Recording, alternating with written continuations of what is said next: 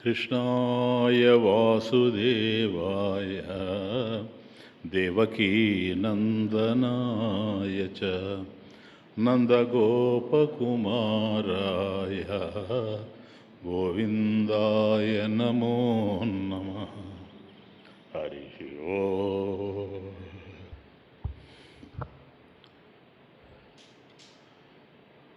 सहनाववतु सहनौ भुनक्तु सह वीर्यं करवावहै तेजस्विनावधीतमस्तु मा विद्विषावहै। ॐ शान्ति शान्ति शान्तिः। ॐ पार्थाय प्रतिबोधितां भगवता नारायणेन स्वयं व्यासेन ग्रथितां पुराणमुनिना मध्ये महाभारतम् अद्वैतामृतवर्षिणीं भगवतीम् अष्टादशाध्यायिनीम् अम्ब त्वामनुसन्दधामि भगवद्गीते भवद्वेषिणी।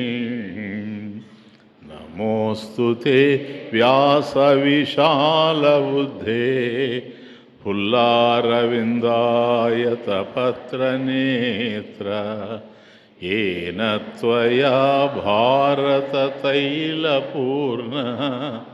प्रज्वालितो ज्ञानमयः प्रदीपः प्रपन्नपारिजाताय स्तोत्रवेत्रैकपाणये ज्ञानमुद्राय कृष्णाय गीतामृतदुहे नमः। श्रीभगवानुवाच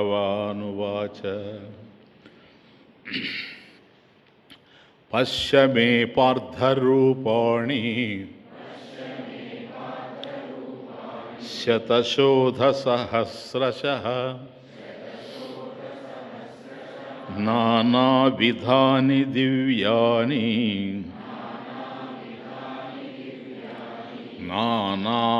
नानावर्णाकृतीनि च।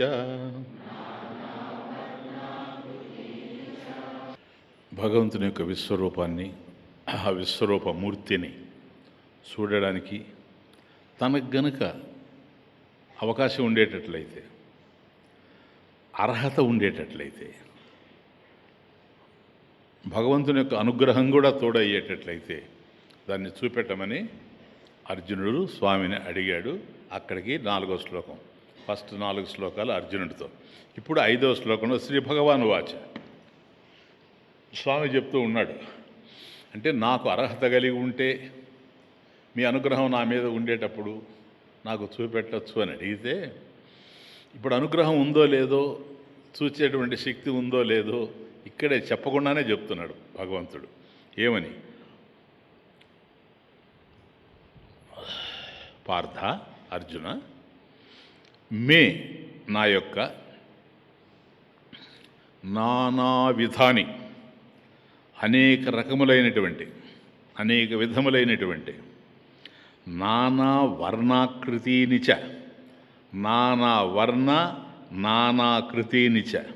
అదే కాబట్టి అనేక విధాలైనటువంటి నానా వర్ణ ఆకృతిని, కాబట్టి అనేకమైనటువంటి రంగులతో తెలుస్తూ ఉండేటువంటి నేను, అట్లాగే అనేకమైనటువంటి రూపాలతో కనపడుతూ ఉండేటువంటి నేను, ఈ 2 కనపడుతున్నాయి ఇక్కడ ప్రధానంగా. వీటిని దివ్యాని, అవి సామాన్యమైనటువంటి రూపాలు మాత్రం కావు. మరొక చోట నువ్వు అనుకున్నట్టుగా చూడలేవు అటువంటి రూపాలు. కనుక దివ్యాలు అంటే అలౌకికమైనటువంటివి అని అర్థం. దివ్యములైనటువంటివి. దివ్యాని శతశః అథ సహస్రశః. శతశః అంటే కొన్ని వందలు, సరేనా? అట్లాగే సహస్రశః కొన్ని వేలు. కాబట్టి శతశః శతశః అథ సహస్రశః రూపాణి.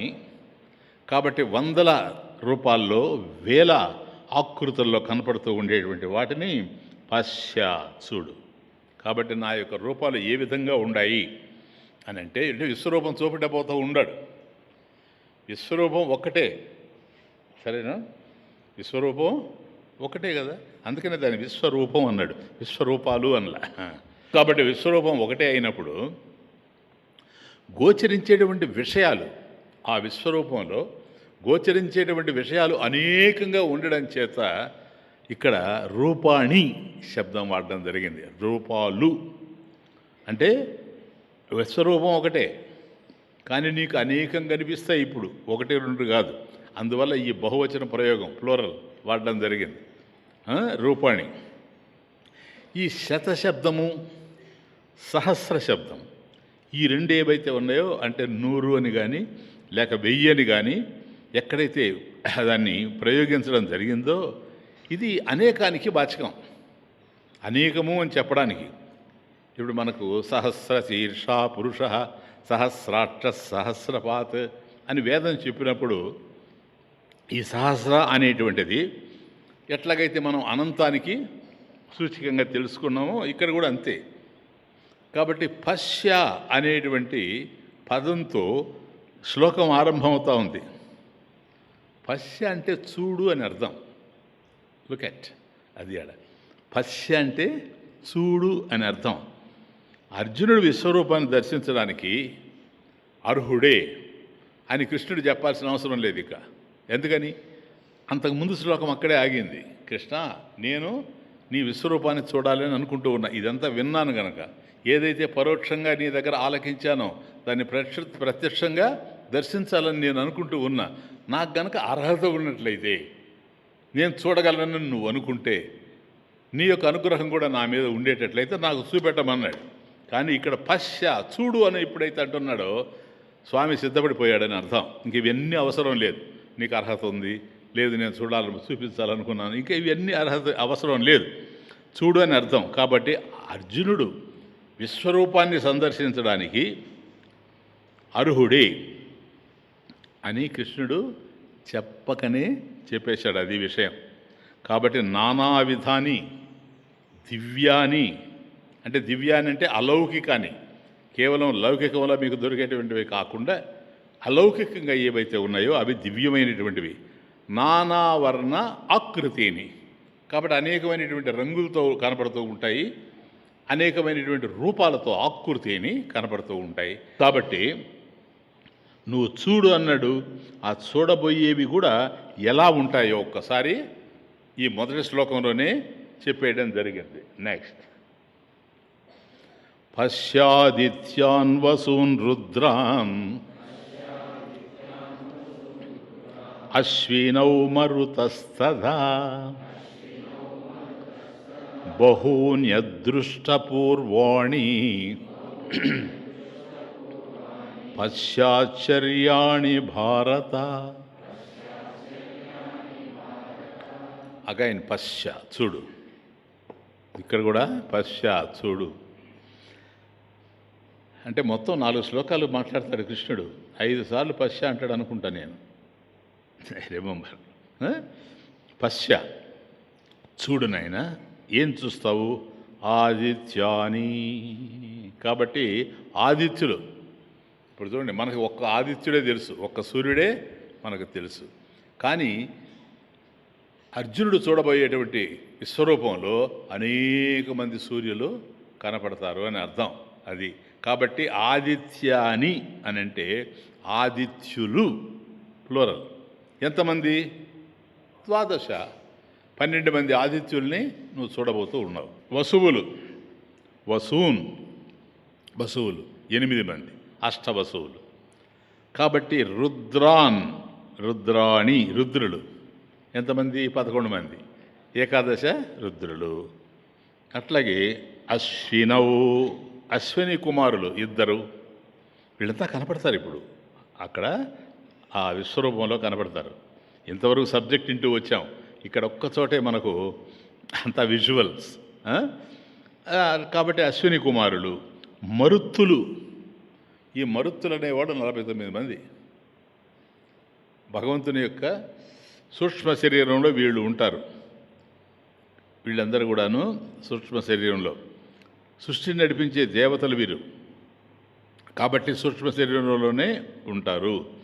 జీవులకు ఎట్లాగైతే స్థూల సూక్ష్మ కారణ శరీరాలు ఉన్నవో అట్లాగే పరమాత్మకు కూడా 3 శరీరాలు ఉన్నాయని చెప్తాడు ఇక్కడ విశ్వానికి వచ్చేటప్పటికి. అవి ఏమిటండి అంటే, ఈ దృశ్యమాన ప్రపంచం ఏదైతే మనకు గోచరిస్తూ ఉందో, నానా విధాలమైనటువంటి దృశ్యమాన ప్రపంచం ఏదైతే గోచరిస్తూ ఉందో, ఇది స్థూల ప్రపంచం. ఈ స్థూల ప్రపంచం నడవడానికి సూక్ష్మంగా దేవతారూపంలో ఎవరెవరైతే ఉన్నారో వాళ్ళనందని సూక్ష్మ శరీరం పరమేశ్వరుడికి. ఆ సూక్ష్మ శరీరంలోనే ఈ ఆదిత్యులు, వసువులు, రుద్రులు, అశ్విని దేవతలు, అట్లాగే మరుతులు, వీళ్ళంతా కూడా అక్కడే వస్తారు. అది సూక్ష్మ శరీరంలో కనపడుతూ ఉంది. కాబట్టి ఈ ప్రపంచం ఏదైతే మనకు స్థూలంగా కనపడుతూ ఉందో భౌతికంగా, ఈ ఫిజికల్ వరల్డ్, ఇది ఆయనకి స్థూల శరీరం అయితే, ఈ స్థూల శరీరాన్ని ఇది సంచాలనం చేయాలి కదా, ఇది చెలించాలి. కాబట్టి స్థూల శరీరం కేవలం జడం గనక తనంతట తాను ఇప్పుడు రాయి ఎట్లాగైతే నడిచిపోలేదో అట్లాగే అది కూడా చెలించలేదు. కాబట్టి అది చెలించాలి అంటే మన దేహం కదలాలంటే మన దేహంలో ఉండేటువంటి సూక్ష్మ శరీరం, ఇంద్రియాలు, మనసు ఇవన్నీ కూడా పనిచేస్తూ ఉన్నాయో అట్లాగే సూక్ష్మంగా ఉండేటువంటి ఈ దేవతలందరూ కలిసి ఈ సృష్టిని నడుపుతూ ఉంటారు. ఆ విధంగా ఇది నడుస్తూ ఉంటుంది ఈ సృష్టి. ఇది సూక్ష్మ శరీరం. ఇది బహూని అదృష్టపూర్వాణి. అదృష్టపూర్వాణి అంటే పూర్వం అదృష్టాన్ని, అది గతంలో ఎప్పుడు మనం చూడలేదు దీన్ని, ఇది కొత్తగా చూడబోతున్నాం.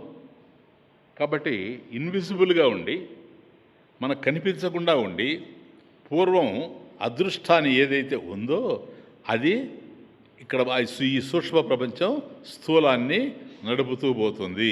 అవన్నీ కూడాను అర్జున నీకు ఇక్కడే కనపడతాయి, చూడు. అది ఆడ ఇంకా నీకు మళ్ళీ నేను ప్రత్యేకంగా నువ్వు అర్హుడివి అని చెప్పాల్సినటువంటి అవసరం లేదు. నీకు అవన్నీ ఇక్కడ గోచరిస్తూ ఉంటాయి, ఇవన్నీ నువ్వు చూడొచ్చు. Next Shloka please. ఇహైకస్థం జగత్కృష్ణం పశ్యాద్య సచరాచరం మమ దేహే గుడాకేశ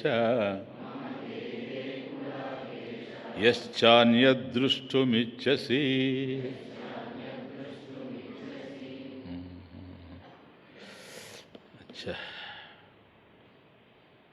కాబట్టి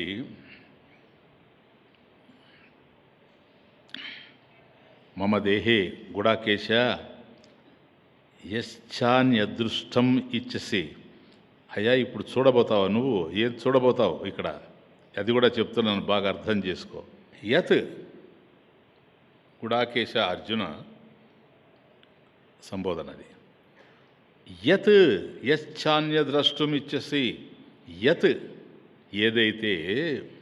ఏవైతే నువ్వు చూడాలనుకుంటున్నావో ద్రష్టుం ఇచ్చసి, అది అన్య ద్రష్టుం ఇచ్చసి, ఇంకా ఏవేవైతే నువ్వు చూడాలనుకుంటూ ఉన్నావో నాయన వీటన్నిటినీ కూడాను నువ్వు ఇక్కడ చూడొచ్చు. అంత అద్భుతంగా ఇక్కడ నీకు గోచరం అవుతుంది. అన్నీ నీకు కనిపిస్తాయి ఇక్కడ. ఏంటవి? సచరాచరం. కాబట్టి కదిలేవి, కదలనివి, చలించేటువంటివి, అచలంగా ఉండేటువంటివి, ఇవన్నీ కూడాను సచరాచరం. కృత్స్నం. కృత్స్నం అంటే ఇక్కడ సమస్తమని అర్థం, సమస్తమని అర్థం. కాబట్టి సమస్తం కృత్స్నం, పక్కనే జగత్, జగత్ కృత్స్నం. కృత్స్నం సమస్తమైనటువంటి జగత్, ఈ ప్రపంచం.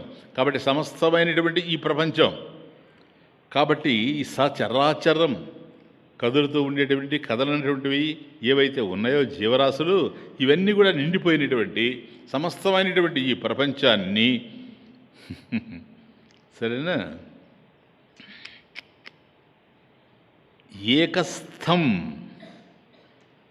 జగత్ అంటే ప్రపంచాన్ని ఏకస్థం ఒక్కచోటనే ఇహ ఇక్కడే ఒక్క చోటనే పశ్య చూడు అధ్య ఇప్పుడు. కాబట్టి ఇక్కడ ఏవేవైతే ఉన్నవో సమస్తమైనటువంటి జగత్తు ఏదైతే పరివ్యాప్తమైందో ఈ ప్రపంచంలోని గోచరిస్తూ ఉన్నాయో వాటిని అన్నింటినీ ఏకస్థం ఇహ ఇహ ఇప్పుడు ఏకస్థం ఇహ ఇక్కడ రెండు తీసుకోవచ్చు. ఇప్పుడు ఇక్కడ ఇక్కడే చూడొచ్చు, నువ్వు ఒకే చోట చూడొచ్చు ఏకస్థం. ఎక్కడది? మమ దేహే అర్జున, మమ దేహే నా దేహంలో పశ్యా చూడు. యశ్చాన్య ద్రష్టం ఇచ్చసి ఇంకా నువ్వు ఏవేవైతే చూడాలనుకుంటూ ఉన్నావో యావత్ ప్రపంచమంతా నీకు కనపడుతుంది ఇక్కడ. కానీ ఇవి కాకుండా ఇంకేదన్నా నువ్వు చూడాలని కనుక అభిప్రాయపడితే దాట్స్ ద పాయింట్. నీకు కనుక ఇంకా ఇచ్చ కోరిక కనుక దేని మీదైనా ఉంటే దాన్ని చూడొచ్చు. ఈ శ్లోకంలోనే ఒక అద్భుతమైనటువంటి రహస్యాన్ని పరమేశ్వరుడు అర్జునుడికి అందిస్తూ ఉన్నాడు. సమస్తాన్ని తన దేహంలో ఇప్పుడే ఇహ ఇక్కడే చూడమంటున్నాడు. అది తమాషా. సమస్తాన్ని కృత్స్నం అక్కడ ఉన్నది వ్యవహారం అంతా. అంటే సమస్తాన్ని అంటే ఏంటవి? ఉన్నవన్నీ. అంతేనా సమస్తం అంటే? ఈ విశ్వంలో ఏవేవైతే ఉన్నవో అర్జున ఉన్నవన్నిటిని కూడాను చూడు. ఉన్నవంటే మళ్ళీ ఇక ఇది టైం మారింది. ఉన్నవి అంటే ఇప్పుడున్నవే కాదు, గతంలో ఉన్నవి, భవిష్యత్తులో ఉండబోయేవి, ఇవన్నీ ఉన్నవి కిందకే వస్తాయి. అంటే దాని సూక్ష్మంగా అంటున్నాడు. అంటే నువ్వు గతంలో ఏవేవైతే ఉండిపోయినవో ఇప్పుడు లేవు. ఇప్పుడు నువ్వు నీ బాబాయిని చూడాలనుకున్నావు, చూడొచ్చు. కానీ మీ తాతగారిని చూడాలనుకున్నావు, చనిపోయాడు, చూడలేవు. కానీ చూడొచ్చు. That's the point. కాబట్టి ఇప్పుడు ఉన్నవి చూడొచ్చు, లేనివి కూడా చూడొచ్చు. కాలం దేన్ని పరిమితం చేయలేదు ఇక్కడ. ఇది సూక్ష్మంగా అంటున్నాడు, ఇంకేం లేదు. ఉన్నదంటే ఇప్పుడు ఉన్నవనే కాదు, గతంలో ఉన్నవి, భవిష్యత్తులో ఉండబోయేవి అని కూడా అర్థమవుతున్నాయన. మరి 3 కాలాల్లో ఉండేటువంటి వాటిని మన లాజిక్, 3 కాలాల్లో ఉండేటువంటి వాటిని ఒకే కాలంలో ఎట్లా చూస్తావు? అయ్యా నాకు కుమారుడు ఉన్నాడు, ఓకే చూడు. నేను మరొక ఆయన కుమారుడిని. ఎవరికి? మా నాన్నకి. ఆయన ఎక్కడున్నాడు? ఆయన అమలాపురంలో ఉన్నాడు. వాళ్ళ నాన్న చనిపోయాడు, ఆయన్ని కూడా కావాలంటే చూడు. కొంచెం జాగ్రత్తగా వినాలి, కన్ఫ్యూజన్ ఉంటుంది. కాబట్టి ఏవైతే నువ్వు చూడాలనుకుంటున్నావో ఉన్నవన్నీ చూడు. ఉన్నవి అంటే కాలానికి పరిమితం కాదు, టైం బౌండ్ కాదు అవి. సరేనా? బియాండ్ టైం ఉన్నవంటున్నానే కానీ నీకు ఫలానా కాలంలో ఉన్నవి అని నేను చెప్పలేదే, ఇప్పుడు ఉన్నవి అని నేను చెప్పలేదే, భవిష్యత్తులో రాబోయేటివి అని నేను చెప్పలేదే.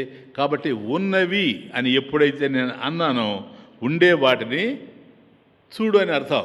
కానీ ఉండేవి అనేక కాలాల్లో ఉన్నాయి కనుక అనేక కాలాల్లో ఉండేటువంటి వాటిని ఏకకాలంలో చూసేది ఎట్లా అనేది ప్రశ్న ఇక్కడ. ఒకవేళ అట్లా చూడాలనుకోండి, అన్ని కాలాల్లో ఉండేటి వాటిని ఇప్పుడే చూడాలనుకోండి, అప్పుడేం జరుగుతుంది తెలుసా? అన్ని కాలాలు కలిపి ఒక కాలంలోకి రావాలి.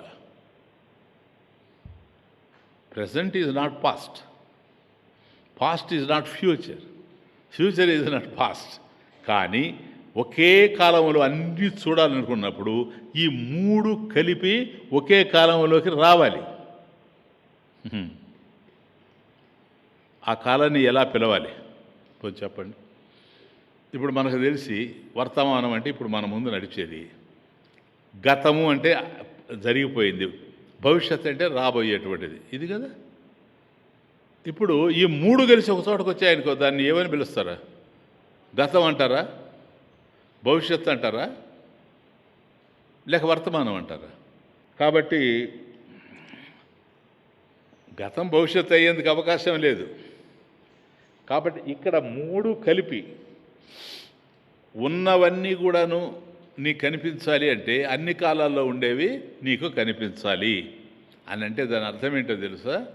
ఇది కాలానికి సంబంధించింది కాదు, దేశానికి సంబంధించింది అసలే కాదు. ఎందుకని? ఇక్కడ కనిపించింది అంటే అక్కడ లేదని అర్థం. అది దేశం, స్పేస్. అప్పుడు ఉన్నది అని అంటే ఇప్పుడు లేదని అర్థం. That is time. కాబట్టి టైం, స్పేస్ అండ్ కాన్సెషన్ కిందకి ఇది రాదు. చూడండి ఎంత రహస్యం. నువ్వు చూడవయ్యా అని ఒకవైపు అంటూ ఉన్నాడు. ఉన్నవన్నీ చూడమని దాని అర్థం లోపలికి వెళ్ళి అన్నిటినీ ఒక చోట ఒకే కాలంలో, అన్నిటినీ ఒకే చోట ఒకే కాలంలో దర్శించమని. ఒకే కాలంలో ఎట్లా దర్శించమని? ఒకే రూపంలో దర్శించమని. ఒకే కాలంలో 10 రూపాయలు ఎక్కడి నుంచి వస్తాయి? కాబట్టి ఒకే కాలం. కాబట్టి చూడడానికి అన్ని సిద్ధమై ఉంటే, చూడడానికి అన్ని సిద్ధమై ఉన్నాయి. ఇప్పుడు ఏ కాలంలో ఉండేదైనా, ఎప్పుడైనా, ఇక భవిష్యత్తులో రాబోయేదైనా అది కూడా సిద్ధంగా ఉంది నీకు. అవన్నీ సిద్ధమై ఉంటే కూడాను నువ్విప్పుడు అన్నిటినీ ఒకే చోట. నేను అది చాలా కష్టం అర్థం చేసుకోవడం. సున్నితంగా పట్టుకురండి. ఒకే చోట వాటిని చూడాలి, ఒకటిగానే చూడాలి వాటిని అన్నిటినీ. ఇప్పుడు 10 మంది ఉన్నారు నాయన, ఒకరిని చూస్తే రెండో వాడిని చూడలేవు కదా నువ్వు. అది కదా నీ అనుభూతి. నీ అనుభవానికి వాస్తవానికి సంబంధం లేదు. కాబట్టి ఒకే కాలంలో ఒకే రూపంలో దర్శించమని కానీ అన్నాడు అంటే చూడడానికి అన్ని సిద్ధమై. ఏ చోట స్వామీజీ? ప్రదేశం కాని ప్రదేశంలో. ఎప్పుడు స్వామీజీ? కాలం కాని కాలంలో. కాబట్టి అవి సిద్ధంగా ఉన్న కాలం కాని కాలంలో, దేశం కాని దేశంలో అవి కళకళలాడుతున్నాయి అని అర్థం. అర్థమవుతుంది? విశ్వ సందర్శనం అంత తేలికైన విషయం కాదు. కాబట్టి యస్య అన్యద్ ద్రష్టుం ఇష్యసి తదపి పశ్య. చూడు ఏమంటున్నాడు. అట్లా కనుక ఉంటేనైనా యస్య అన్యత్ ద్రష్టుం ఇచ్చసి, వేరేది ఇంకేదన్నా కూడా ఇవి కాకుండా, ఏది గతంలో ఉన్నవి, భవిష్యత్తులో రాబోయేవి, ఇప్పుడున్నవి, ఇవి కాకుండా ఇంకేదన్నా చూడాలని నువ్వు అభిప్రాయపడ్డావనుకో, అదిగో అదే లాస్ట్ లైన్. యశాన్య ద్రష్టం ఇచ్చసి. నువ్వు కనుక అట్లా అనుకొని ఉంటే, ఈ మాట అనడంలో ఎక్కడికి పోయింది తెలుసా వ్యవహారం? 2వ అధ్యాయంకి వెళ్ళిపోయింది. 2వ అధ్యాయం సాంఖ్యానికి పోయింది, శుద్ధ ఆత్మతత్వ విజ్ఞానం. ఎందుకని అని అంటే అక్కడ అంటాడు అర్జునుడు తమాషగా, యద్వాజ ఏమయది వాను జయేయు నా విద్మహ. హే కృష్ణ, మనం వాళ్ళని గెలుస్తామో వాళ్ళు మనల్ని గెలుస్తారో నా విద్మహ, నాకు తెలియదు కదా. ఒకవేళ నీకు తెలియంది తెలుసుకోవాలని నువ్వు అనుకుంటే, that is the point here. ఇప్పుడు గతము భవిష్యత్తు ఇదంతా అయిపోయింది నాయన, మాట్లాడేసాం కదా. బాగా అర్థం చేసుకోండి. ఏమైనా కన్ఫ్యూజన్గా ఉందే? నేనేమైనా కన్ఫ్యూజ్ చేస్తున్నానా? Just listen. ఏమి లేదు, అక్కడే ఉండేది చెప్తున్నా. యద్వాజ ఏమయ్యది వానో జయేయు నా విద్మా. వాళ్ళు మనల్ని గెలుస్తారో కృష్ణ, లేక మనం వాళ్ళని గెలుస్తామో తెలియదు కదా. ఎందుకు వచ్చిన బాధ ఇదంతా? అది కదా మొదట అర్జున విషాదయోగం. కాబట్టి అది నీకు తెలియదు కదా.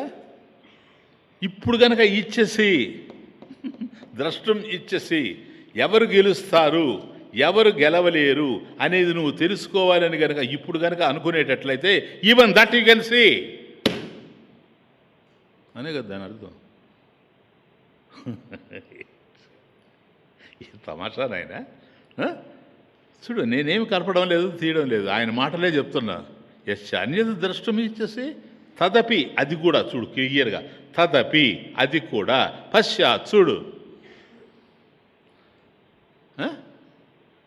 ఏమంటారు మీరు ఇప్పుడు? ఏమో నన్ను అనమంటే అంటా ఒక మాట, అది ఎలా సాధ్యము అంట. ఆయన్నే మీ వైపు తిరిగి ఉండాలి, నాకేం బాధ భయం లేదు. అది ఎలా సాధ్యమయ్యా? ఎందుకని కాదు, ఇంకా యుద్ధమే ప్రారంభం కాలేదు కదా. యుద్ధమే ప్రారంభం కాలేదు కదా, ఇప్పటికే గీత నడుస్తుంది కదా. కాబట్టి యుద్ధమే ప్రారంభం కాలేదు, మేం గెలుస్తామా వాళ్ళు గెలుస్తామా అనేది ఇప్పుడు తెలిసిపోద్ది అంటే ఎట్లా తెలుస్తుంది ఏంటంటే, అసలు యుద్ధమే స్టార్ట్ కాలేదు. యుద్ధం అయిపోతే కదా నాయన, యుద్ధం సమాప్తం అయితేనే ఎవరు గెలిచేది అనేది. సమాప్తమే కాలేదు కదా. ఇదిగో అదే ఆశ్చర్యం, అదే ఆశ్చర్యం. అర్థమవుతుంది? అదే అద్భుతం. జరగనట్టుగా నీకు అనిపిస్తూ ఉంది, ఎందుకంటే నువ్వు కాలానికి పరిమితమై ఉండవు గనక, నువ్వు వర్తమానానికి పరిమితమై ఉండవు గనక జరిగిపోయింది గతమని, జరగబోయేది భవిష్యత్ అని అనుకుంటూ ఉన్నావు. కానీ కాలం కాని కాలంలో, దేశం కాని దేశంలో ఏముండాయా అని చూస్తే కాలాతీత స్థితిలో, బియాండ్ టైం, కాలాతీత స్థితిలో కాలమే లేదు గనక ఇంకా భూత భవిష్యత్తు వర్తమానాలు ఎక్కడి నుంచి వస్తాయి? కాబట్టి కాలాతీత స్థితిలో కాలమే లేదు గనక అన్ని కాలాలు దానిలో ఒదిగి ఉన్నాయి. ఎక్కడో లేవు, దానిలో ఒదిగి ఉన్నాయి. దేనినైనా చూడడం సాధ్యం ఇప్పుడు, ఎందుకంటే అన్నీ అక్కడే ఉన్నాయి. ఏదిగాని ఎవరూ లేని ఏకాంతమే, ఏదిగాని ఎవరూ లేని ఏకాంతమే నీ రూపము.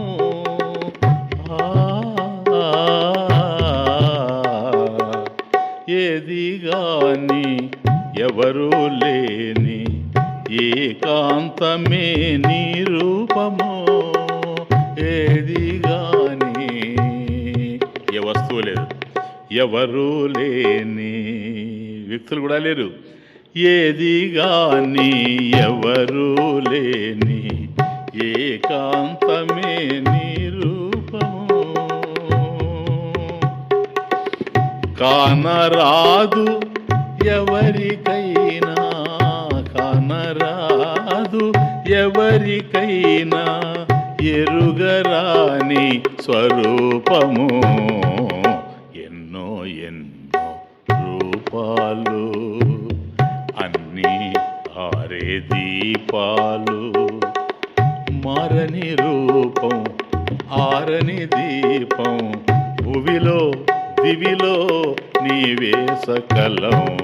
ఎన్నో ఎన్నో రూపాలు. దేశం అనేది ఉంటే నీకు డిస్టెన్స్ తెలుస్తుంది, దూరం. దూరముగా నీ దేశములో, దూరముగా నీ దేశములో, సమయము రాని కాలములో, దూరముగా నీ దేశములో, కాలము గాని సమయము గాని కాలములో, రూపాలన్నీ ఒకటే దౌడు, రూపాలన్నీ ఒకటే దౌడు. అందరికీ నీవే తోడు. ఎన్నో ఎన్నో రూపాలు, అన్నీ హారే దీపాలు. మారని రూపం, ఆరని దీపం, దివిలో భువిలో నీవే సకలం. ఎన్నో ఎన్నో రూపాలు. సరే, ఎంతవరకు వచ్చింది వ్యవహారం? అయ్యా, అంతా చూడాలంటే కూడా చూడు, ఉన్నవన్నీ చూడు, సరేనా? ఏవేవైతే ఉన్నాయో అవన్నీ చూడు. ఇంకా నువ్వు ఏవైతే ఇష్టపడాలనుకుంటూ ఉన్నావో చూడడానికి వాటిని కూడా చూడు. ఏమో వీటి వెనక మీకేమనిపించడంలే? ఏవి ఉండేవైనా అవి ఎప్పుడూ ఉండేందుకు అవకాశమే లేదు. ఎప్పుడూ ఉండేవాడిని ఎప్పుడు చూడాలంటే అలా ఎప్పుడూ ఉండేవాడు అంతేనా? ఇంకెవరైనా ఉండాలా? చూద్దాం ఇంకా ఫర్దర్గా ఏం చెప్తాడు. కాబట్టి హే అర్జున, నతు మాం శక్యసే ద్రష్టుం అనేనైవ స్వచక్షుషా దివ్యం దదామి తే చక్షుః పశ్య మే యోగమైశ్వరం.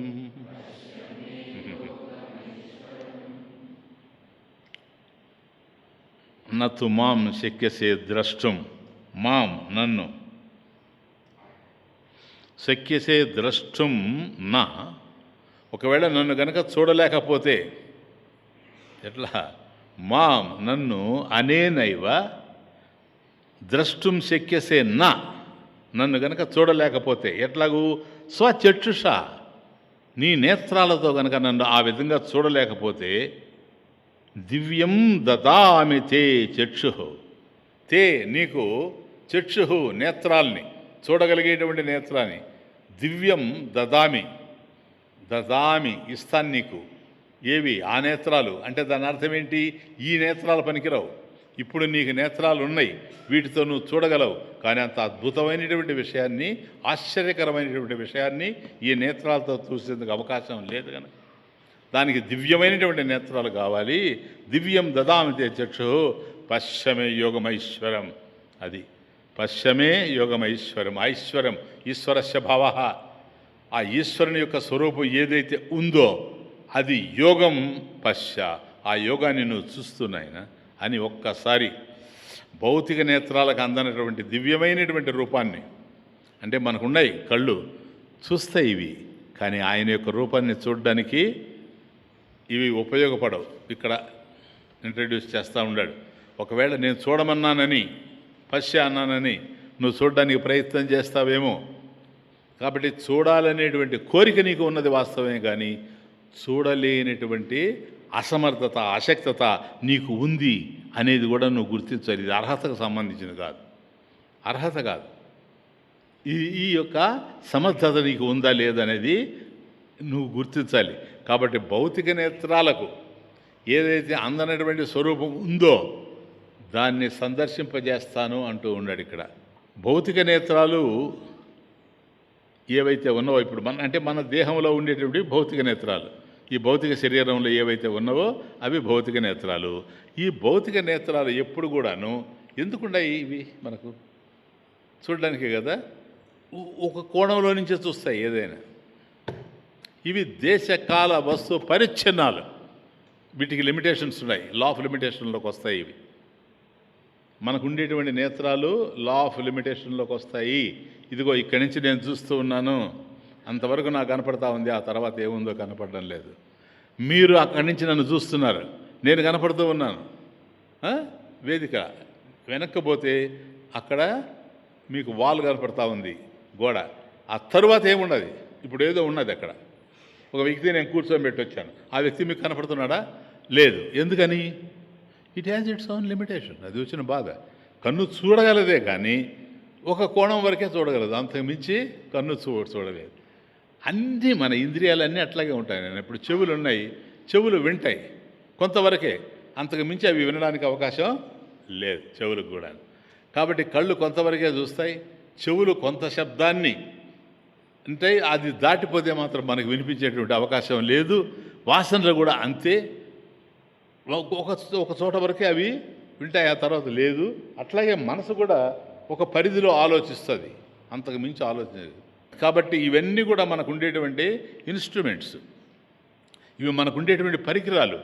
ఈ పరికరాలన్నీ పరిచ్ఛిన్నంగా కనపడుతూ ఉన్నాయి. ఈ పరికరాలన్నీ పరిచ్ఛిన్నంగా తెలుస్తూ ఉన్నాయి. యావత్ ప్రపంచానికి ద్రష్ట అయినటువంటి భగవంతుడు, తమాష చూడండి, ద్రష్ట కదా ఆయన, దృగ్బ్రహ్మ దృశ్యం మాయ. కానీ ఇక్కడ ఏంటో తెలుసా విషయం?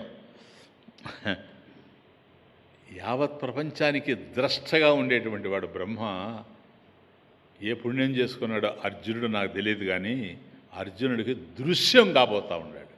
బాగా ఆలోచించండి. భగవంతుడు దృశ్యం అవుతాడా? యదృశ్యం తన్నశ్యం. భగవంతుడి కనుక దృశ్యమైతే ఆయన కూడా నశించిపోతాడు. కానీ నశించినటువంటి దృశ్యం కూడా ఏదో ఉందేమో, లేకపోతే ఎట్లా కనపడతాడు ఇతనికి? ఇక్కడ ఈ దృష్టి ఏదో, దీన్ని అర్జునుడే కాదు ఇంకొక వ్యక్తి కూడా చూస్తున్నాడు. That is Sanjaya. కాబట్టి ధృతరాష్ట్రుడి దగ్గర పెట్టినప్పుడే వ్యాస భగవానుడు చెప్పాడు, అయ్యా నీకు అత్యున్నతమైనటువంటి శక్తులు కొన్ని ఇస్తూ ఉన్నా, ఇవి సాధారణమైనటువంటి కావు, వీటి వల్ల నువ్వు ఇక్కడే ఉంటావు, ధృతరాష్ట్రుని యొక్క శయన మందిరంలోనే నువ్వు ఉంటావు.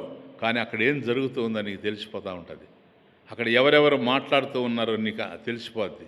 అంతేకాదు, కురుక్షేత్రంలో జరిగేవి కురుక్షేత్రంలో ఉండే వాళ్ళకి అర్థం కానివి కూడా సంజయుడికి అర్థం అవుతాయి. ఎట్లా?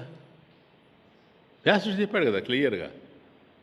వాళ్ళు అక్కడ యుద్ధం చేస్తూ ఉంటారు, ఎవరెవరు ఎక్కడెక్కడ ఎవరెవరితో ఏమేమి మాట్లాడుతూ ఉన్నాయి అవన్నీ నీకు వినిపిస్తాయి. ఒక్కొక్కసారి మాట్లాడేది ఒకటైతే, అండర్స్టాండ్, మాట్లాడేది ఒకటైతే లోపల ఇంకోటి ఆలోచిస్తూ ఉంటారు. మనం ఇట్లా చేస్తాము అంటాడు, కానీ లోపల అనుకుంటాడు ఇట్లా చేస్తే ఆ విధమైన కష్టం వస్తుంది, అందుకని ఇలా చేస్తాం అనుకుంటా. అది కూడా నీకు తెలుస్తుంది. ఇవన్నీ మనసు ఊహించలేనటువంటి విషయాలు ఇవన్నీ, సరేనా? జ్ఞానంలో ఇవన్నీ పండిపోయినటువంటి వాళ్ళు చూపేటువంటివి. కాబట్టి ఇప్పుడే ఇక్కడే చూడమంటున్నాడు సమస్తాన్ని మన దేహంలో. అది ఏమిటని ఆలోచించినప్పుడు ఈ నేత్రాలు కాదని కూడా అర్థమైపోతూ ఉన్నాయి. భౌతిక నేత్రాలు దేశకాల వస్తు పరిచ్ఛిన్నాలని ఇప్పుడే అర్థం చేసుకున్నాం మనం. కాబట్టి యావత్ ప్రపంచానికి ద్రష్ట అయినటువంటి భగవంతుడు ఒక్కడే ద్రష్ట, మిగతా అంతా దృశ్యమే, సరేనా? దృశ్యం కాబట్టి నశించిపోద్ది అంతా, భగవంతుడు ఒక్కడే నశించడు. ఇదంతా చూసాం మనం. ఈ సత్యాన్ని ఒక అర్జునుడే కాదు, సంజయుడు కూడా. ఇప్పుడు ఎక్కడున్నాడు అర్జునుడు? కురుక్షేత్రంలో కదా, లేడు. ఎక్కడున్నాడు చెప్పండి? పోనీ అర్జునుడి వరకు ఎందుకు, మనం ఎక్కడున్నాం? శృతి మందిరంలో కాదు, ధృతరాష్ట్రుని యొక్క శయన మందిరంలో ఉన్నాం ఇప్పుడు. అక్కడికి తీసిపోయాడు టప్ అని. మనకి ఇక్కడ ఉన్నట్టే ఉంది కానీ లేవు, అక్కడ ఉన్నట్టే ఉంది కానీ అక్కడ లేడు. అదే తమాషా, బ్యూటీ అర్జున విషాదయోగం. అక్కడి నుంచి కదిలింది ఇది, ఇప్పుడు విశ్వరూప సందర్శనానికి వచ్చింది. కాబట్టి చూడడానికి అర్జునుడు సిద్ధంగా ఉన్నాడు ఆయన, ఏది? విశ్వరూపాన్ని. అలాగే దాన్ని అర్జునుడికి చూపెట్టడానికి కృష్ణుడు కూడా సిద్ధంగానే ఉన్నాడు. కానీ వీళ్ళిద్దరు సిద్ధంగా ఉన్న ఏదో ప్రతిబంధకం ఒకటి అడ్డు నిలిచినది. చూపడానికి కృష్ణుడు సిద్ధం, చూడటానికి అర్జునుడు సిద్ధం. ఇద్దరు సిద్ధంగా ఉండేటప్పుడు, ఇప్పుడు నా దగ్గర పెన్ను ఉంది, చూడాలని నేను అనుకుంటున్నా, చూడాలని నీకు ఉంది, కనపడుతుంది కదా చూపిస్తే. కానీ ఇక్కడ అట్లా కనపడే అవకాశం లేకుండా ఉంది, ఏదో ప్రతిబంధకం ఉంది. ఈ ప్రతిబంధకమే అడ్డు నిలిచింది చూడడానికి. That's the beauty. ఇప్పుడు ఆయన చూపెట్టాలని ఉన్నాడు, ఈయన చూడాలని ఉన్నాడు, కానీ మధ్యలో ఏదో ప్రతిబంధకం ఉంది. ఏంటి ఆ ప్రతిబంధకం? ఆ హర్డల్ ఏంటి? ఆ ఇంప్లిమెంట్ ఏంటి అని ఆలోచిస్తే మనం ఒక్కటే తెలుస్తుంది. ఈయన కాదు, ఆయన కాదు, మరి ఎవరు? అర్జునుని యొక్క నేత్రద్వయం. అది చూపెట్టడానికి ఆయన సిద్ధం, చూడడానికి ఈయన సిద్ధం. కానీ అర్జునుడి యొక్క నేత్రాలు ఉన్నాయి చూసారా, అవి భౌతికమైనటువంటి నేత్రాలు కనుక, ఈ భౌతికమైనటువంటి నేత్రాలకి పరిచ్ఛిన్న దోషం ఉంది కనుక, ఈ పరిచ్ఛిన్న దోషంతో కొట్టుమిట్టాడేటువంటి ఈ నేత్రాలు దాన్ని చూచేటువంటి అవకాశము లేనే లేదు. కాబట్టి మహిమను దర్శించలేనటువంటి మాంస చక్షువులే ఇక్కడ సమస్యగా మనకు తెలుస్తున్నాయి. నతు మాం శక్యసే ద్రష్టుం అనేనైవ స్వచక్షుష. కాబట్టి నీ నేత్రాలతో నువ్వు చూసేటువంటి అవకాశమే లేదు కనుక హే అర్జున, అందుకే ఇప్పుడు నేను నీకు దివ్య చక్షువులు ఇస్తున్నాను. దివ్యం దదామి తే చక్షు. తే నీకు ఏవి? దివ్యం చక్షు దదామి. దివ్యమైనటువంటివి. దివ్యమైనటువంటివి అంటే పరిచ్ఛిన్న దోషంలోకి రానిటువంటివి. వేటికైతే పరిచ్ఛిన్నం లేదో అటువంటి నేత్రాలను నీకు ఇస్తాను కనుక వీటితో ఉన్నవన్నీ చూడగలవు, 3 కాలాల్లో ఉన్న వాటిని చూడగలవు. కాలాతీతంగా ఏవైతే స్ఫురిస్తాయో అవి కూడా నీకు స్ఫురించేటువంటి అవకాశం ఉంది. ఇదే నీకు మన వ్యాసుడు సంజయుడికి చెప్పింది ఇదే. నాయన నీకు ఇవన్నీ కనిపిస్తాయి. అట్లాంటిది ఏదైనా కన్ను ఉందా అండి? ఎక్కడికన్నా పోయి మేము దాన్ని ఆపరేషన్ చేసుకొని పెట్టుకోవచ్చా? లే, అది ఇక్కడిది కాదు, అది దివ్యమైనటువంటిది, అది నా దగ్గరే ఉంటుంది, నేను నీకు ఇస్తున్నాను సంజయ, అంతే, ఇంకేం లేదు. కాబట్టి ఇప్పుడు సంజయుడు ఎక్కడున్నాడు? ధృతరాష్ట్రుని యొక్క శయన మందిరంలో. ధృతరాష్ట్రుడు ఎక్కడున్నాడు? ఆయన శయన మందిరంలో. అర్జునుడు ఎక్కడున్నాడు? ఆయన శయన మందిరంలో.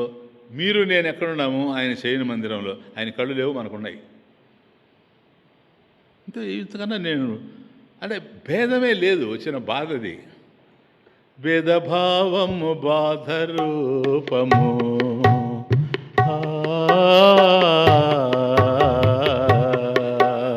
భేదభావము బాధ రూపము విశ్వమంతా విశ్వనాథుని దివ్య మందిరము. భేదభావము బాధ రూపము విశ్వమంతా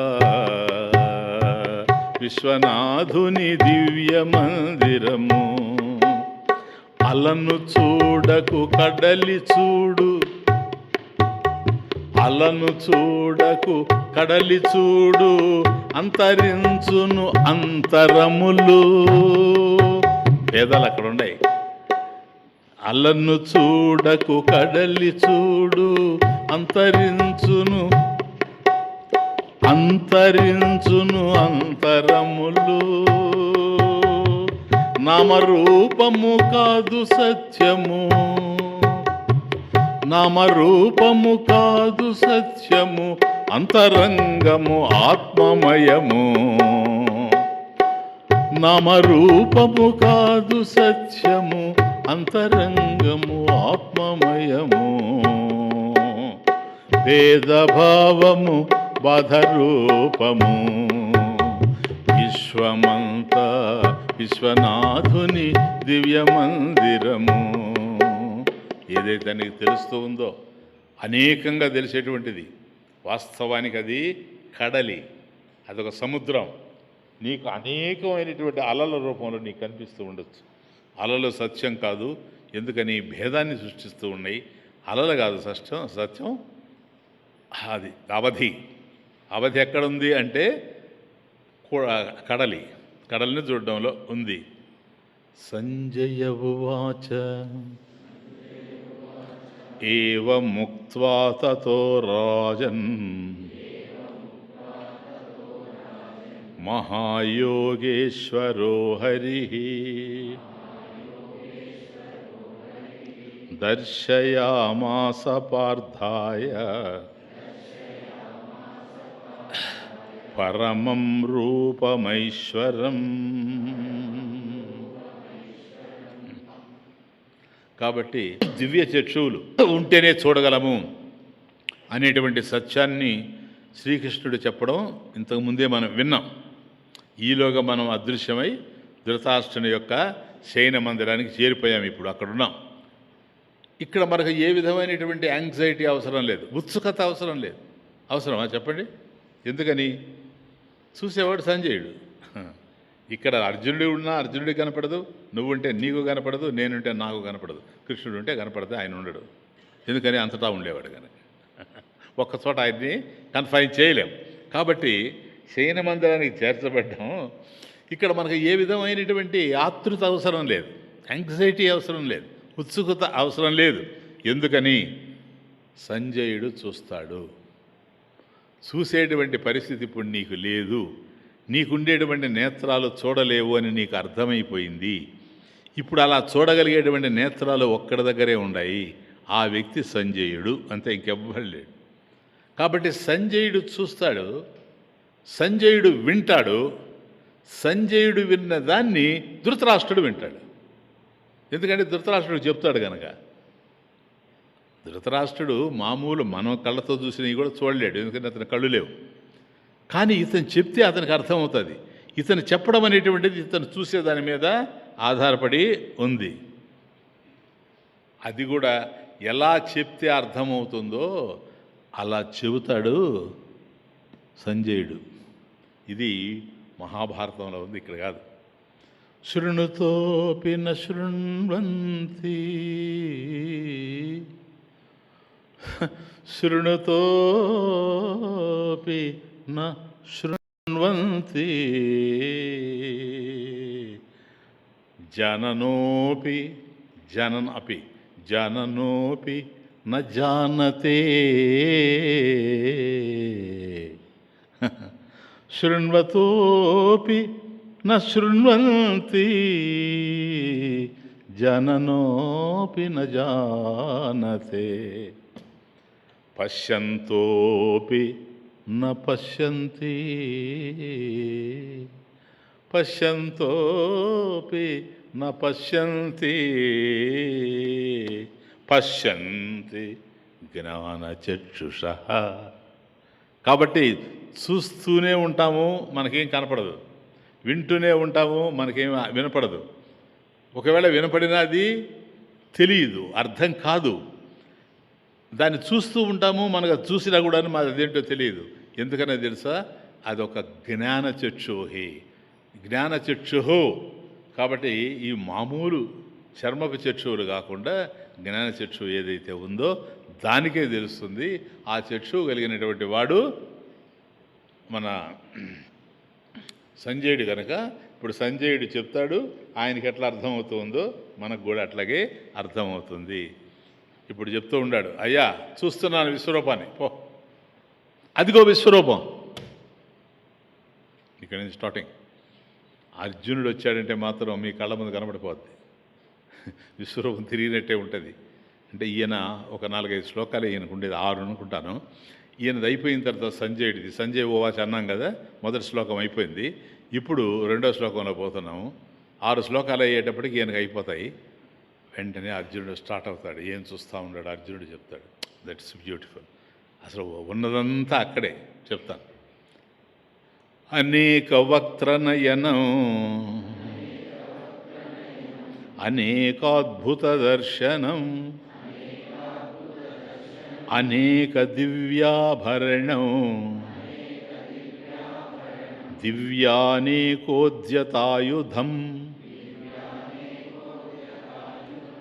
చెప్తున్నాడు. అదిగో అదిగో అదిగో అదిగో విశ్వరూపం. అదిగోనయ్యా విశ్వరూపం. ఎట్లా చూడాలి దాన్ని? ఈయనేమో చెప్తున్నాడు, ఎందుకంటే ఈయన కనపడుతూ ఉంది కనుక. ఎట్లా? అనేక వక్త్రనయనం. అంటే బ్యూటీ. అనేక వక్త్రనయనం, అనేకమైనటువంటి ముఖాలతో నేత్రాలతో కనిపిస్తూ ఉంది. అదిగో చూడు విశ్వరూపాన్ని చూడు. అనేక వక్త్రనయనం, అనేక ముఖాలు కనిపిస్తూ ఉన్నాయి. అట్లాగే అనేకమైనటువంటి నేత్రాలు కూడా కనిపిస్తూ ఉన్నాయి. అనేక దివ్యాభరణం, దివ్యమైనటువంటి ఆభరణాలతో, అనేకమైనటువంటి ఆభరణాలతో శోభిస్తూ ఉంది. దివ్యానికోద్యతాయుధం, దివ్యములైనటువంటి ఆయుధాలని, వెపన్స్ ఎత్తి పట్టుకోనుంది. ఏది? ఆ విశ్వరూపంలోనే ఇదంతా కూడాను అనేకమైనటువంటి ఆయుధాలని ఎత్తి పట్టుకోనుంది. అంటే ఏకము అనేకము అయిన పరమేశ్వరుని రూపంలో దృశ్యాలన్నీ అనేకంగా గోచరిస్తూ ఉన్నాయి. అసలు వాస్తవానికి ఆయన ఒక్కడే. ఇది మనం అనేక సార్లు ఎంతో లాజిక్తో చూచాం. కానీ ఆయన అనేకంగా కనబడుతూ ఉన్నాడు, అనేకంగా గోచరిస్తున్నాయి. చూడడానికి మహాద్భుతంగా ఉంది. అనేక అద్భుత దర్శనం, అనేకమైనటువంటి అద్భుత దర్శనం. అది చూడడానికి చిన్న విషయం కాదు. దివ్యాభరణం, ఆభరణాలు ఉన్నాయి, దివ్యాభరణాలు ఎన్ని? అనేక. అవి కూడా అట్లాగే ఉన్నాయి. లెక్కలేనన్ని దివ్యమైనటువంటి ఆభరణాలు కలిగి, ఇంకా ఏంటో తెలుసా, దివ్యాని ఏకాద్యతాయుధం, అది విషయం. దివ్యాని అనేకాని ఉద్యతాని ఆయుధాన్ని, అంటే అనేకమైనటువంటి ఆయుధాన్ని ఎత్తి పట్టుకోనుంది. దీంట్లో కూడా ఉంది తమాషా. ఆయుధం పట్టుకోవచ్చు నాయన. ఆయుధం పట్టుకున్నవాడు యుద్ధం చేస్తున్నాడని కాదు, అవునా? ఊరు పట్టుకొని ఉన్నాడు. ఎత్తాడనుకోండి వాడు యుద్ధం చేస్తున్నాడని అర్థం. అందుకే చాలా జాగ్రత్తగా వాడాడు ఆ పదాన్ని. అంటే దివ్యానేకోద్యతాయుధం, లాస్ట్ లైన్, దివ్యాని అనేకాని ఉద్యతాని ఆయుధాన్ని. కాబట్టి ఆయుధాలను ధరించడం వేరు, పైకి ఎత్తడం వేరు. పైకి ఎత్తుకొని ఉన్నాడు అని అంటే యుద్ధం జరిగిపోతూ ఉంది అక్కడ, లేనా? లేదా మీకు తెలియంది చాలా వస్తుంది. ఇట్లా యుద్ధం జరిగిపోతూ ఉందంటే ఎంతమంది చచ్చిపోయారు? మరి కనపడుతున్నారు కదా, చచ్చిపోయినాడు కనపడుతున్నాడేమో, కనపడ్డవాడు చచ్చిపోయినేమో. ఎందుకని? 3 కాలాల్లో ఏదైతే ఉందో అదంతా నీకు కనపడతా ఉంది. నీకు తెలియంది కూడా నువ్వు కావాలంటే చూడొచ్చు అని చెప్పాడు కదా. ఇదిగో దాని కిందకు వచ్చేస్తుంది ఇదంతా కూడా. కాబట్టి అనేకమైనటువంటి ఆయుధాలు ఎత్తి పట్టుకొని ఉండడం జరుగుతూ ఉంది. కాబట్టి నోళ్ళు అనేకంగా ఉన్నాయి, నేత్రాలు అనేకంగా ఉన్నాయి. అవన్నీ ఆయనవే. అంటే నోళ్ళేమో ఆరగిస్తున్నాయి, నేత్రాలేమో అవలోకిస్తున్నాయి. పో, అవి చూస్తూ ఉన్నాయి, ఇవి తింటూ ఉన్నాయి. అన్నీ సైడ్ బై సైడ్ జరిగిపోతూ ఉన్నాయి. అక్కడ కళ్ళండి చూస్తూ ఉంది. దేన్ని చూస్తూ ఉంది? అది చూడని రూపం లేదు. దాంట్లో ఉండేటువంటి కళ్ళు చూస్తూ ఉంటే ఊహిస్తాడా మీరు? మనం ఇటు చూస్తే ఇటు కనపడదు, అటు చూస్తే ఇటు కనపడదు, కానీ అన్నిటినీ చూస్తూ ఉన్నాయి. అది అవలోకించడం అంటే. కాబట్టి ఆకలేస్తూ ఉందనుకోండి, తింటూ ఉంది, అది చూడనటువంటి రూపం లేదు. నోళ్ళు ఆరోగిస్తూ ఉన్నాయి, అనేకమైన నోళ్ళు ఉన్నాయి, అవన్నీ ఆరోగిస్తూ ఉన్నాయి. నేత్రాలు చూస్తూ ఉన్నాయి. దేనికైనా నోరు ఒకటే, నేత్రాలు రెండు నేత్రాలు, ఒక నోరు. నోటితో తింటూ ఉన్నాయి, నేత్రాలు అవలోకిస్తూ ఉన్నాయి. అది చూడనటువంటి రూపమే లేదు. అంటే దాని అర్థం ఏంటి? దృశ్యము లేదు అనడానికే లేదు. సర్వతోక్షి శిరోముఖం. ఎక్కడ? సర్వతోక్షి శిరోముఖం. కాబట్టి అతని కళ్ళు, అతని శిరస్సు, అతని యొక్క ముఖము సర్వత్రా వ్యాపించి ఉన్నాయి. సర్వతోక్షి శిరోముఖం అని ఇంకొక 2 అధ్యాయాలు దాటితే వింటాం. 13వ అధ్యాయంలో వస్తుంది, క్షేత్రజ్ఞ విభాగ యోగంలో వస్తుంది ఇది. కాబట్టి అన్నీ ఉన్నాయి. కాబట్టి ఇది 13వ అధ్యాయంలో చూస్తాం. ఆయన విశ్వరూపమే ఒక అద్భుతం. అది ఆడ అనేక అద్భుత దర్శనం.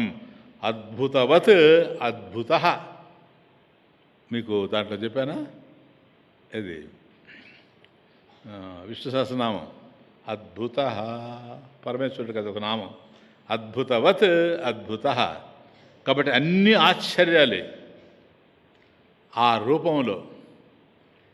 శక్తివంతమైనటువంటి ఆయుధాలు అనేకం కనిపిస్తూ ఉన్నాయి మనకు. పైగా అవన్నీ కూడా ఎత్తబడి ఉన్నాయి. ఎత్తబడి ఉన్నాయంటే యుద్ధం జరిగిపోతూ ఉంది. ఖడ్గం పైకి లేచింది అంటే ఏదో ఖండింపబడుతుందని అర్థం. ఇట్లా అండబోతుంటే ఏంటి దాని అర్థం? ఖండిస్తున్నాడని. ఎవరిని ఖండిస్తున్నాడు ఏమో. కాబట్టి ఇన్ని కనపడతా ఉన్నాయంటే ఇంతకీ యుద్ధం జరుగుతున్నట్లా, జరగనట్లా, ప్రారంభమైనట్లా, ప్రారంభం కానట్లా, మధ్యలో ఆగి మళ్ళీ మొదలైనట్లా ఏమీ తెలియదు. దట్ ఈజ్ విశ్వరూప దర్శనం. ఎందుకనంటే నువ్వు ఒక్కటే అర్థం చేసుకోవాలి, ఇది నేను చూడగలను అనేది వేరే విషయం. చూడడానికి అది భౌతికమైనటువంటి చక్షువులకు సంబంధించింది కాదు అని అర్థమైనప్పుడు మాత్రం ఈ సత్యం తెలుస్తుంది. కాబట్టి చక్షువులతో చూచేటువంటిది కానే కాదు. నెక్స్ట్, దివ్యమాల్యాంబరధరం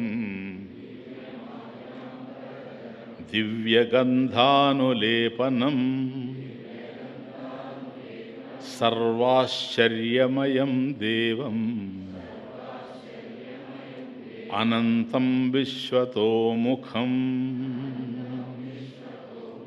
ఈ విశ్వరూపం ఇంకా ఏ విధంగా ఉందంటే, దివ్యమైనటువంటి దివ్య మాల్యాంబరధరం, దివ్యములైనటువంటి మాలలు అంటే హారములు, పూల హారాలతో నిండిపోయి ఉంది, వస్త్రములు కట్టుకొని ఉంది, అంబరధరం.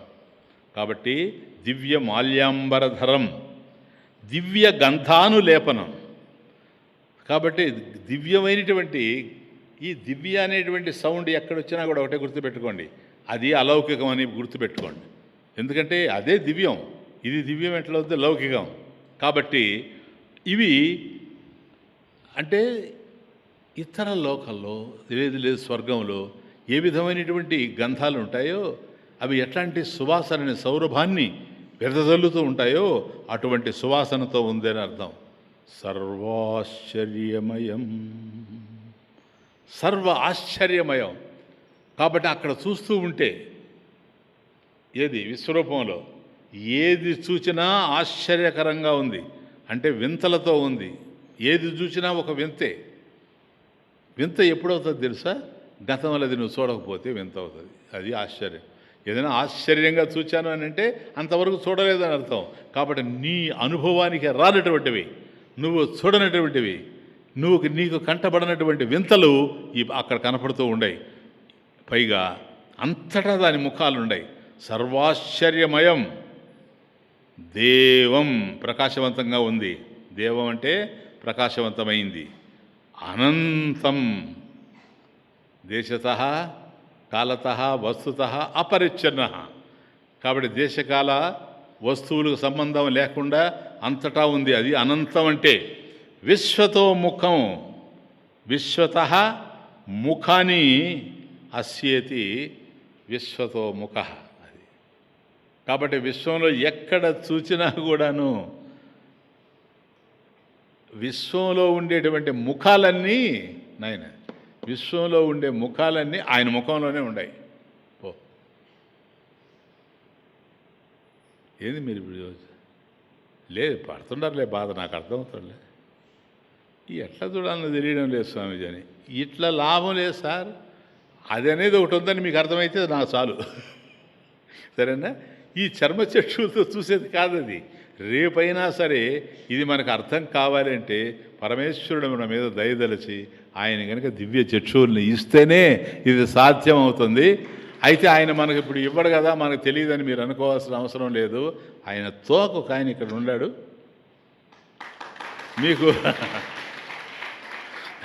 మీకు అది ఎట్లా చెబితే అర్థమవుద్దో అట్లా ఇది అయ్యే లోపల నేను చెప్తా, మీకేమీ బాధ అవసరం. సరేనా? మీరు చూస్తారు. ఇప్పుడు అర్థమైందే. మళ్ళీ ఇంటికి పోయి ఇంట్లో ఏ పని చేయకుండా ఇట్లా కూర్చొని ఉంటే మాత్రం కష్టం. సరేనా? మీరు చూసేటట్టుగా నేను చేస్తాను మీకు, ప్లీజ్. కాబట్టి విశ్వంలో ఉండే ముఖాలన్నీ ఆయన ముఖంలో కనిపిస్తూనే ఉన్నాయి. ఇదంతా ఆయన ప్రతాపం. తమాషా చూసారా? ఇటువంటి వాడు ఎక్కడున్నాడండి? ఎక్కడున్నాడు? ఆయన లేకపోతే నువ్వు ఉండవా? నువ్వు ఆయన కాదు కదా, ఆయన కాదు కదా, ఆయన ఉన్నాడు కదా, ఈయన ఉన్నాడు కదా, నువ్వు ఉండవు కదా, నేనున్నాను కదా, ఈయన ఉన్నాడు కదా, మనం అందరూ ఉన్నాం కదా. మనం అందరూ ఉన్నామంటే ఎవరున్నారు? ఆయనేనా? సరే, ఎక్కడున్నాడు ఆయన? చెప్పండి, పర్వాలేదులే.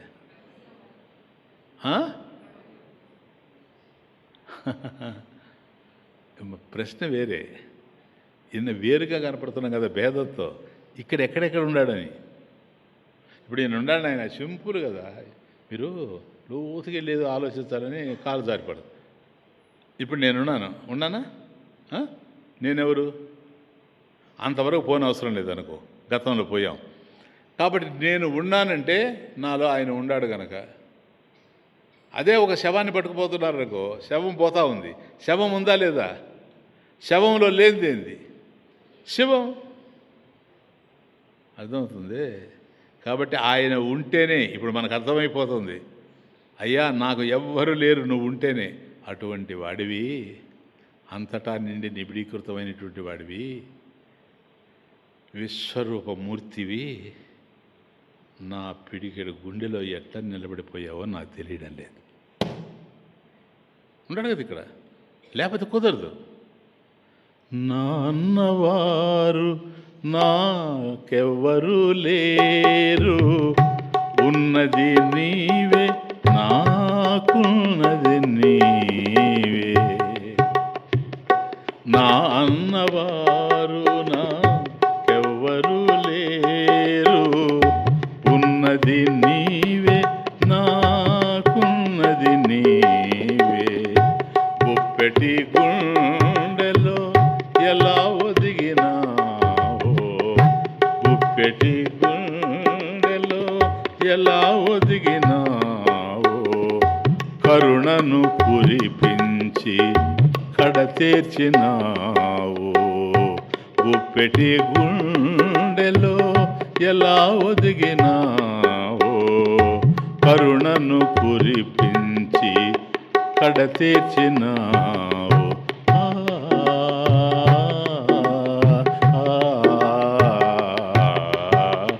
మరపురాదు నీ దయా ఓ దయామయ, మరపురాదు నీ దయా ఓ దయామయ. కలనైనా నిజమైన కలవరమైన, కలనైనా నిజమైన కలవరమైన, మరపురాదు నీ దయా ఓ దయామయ.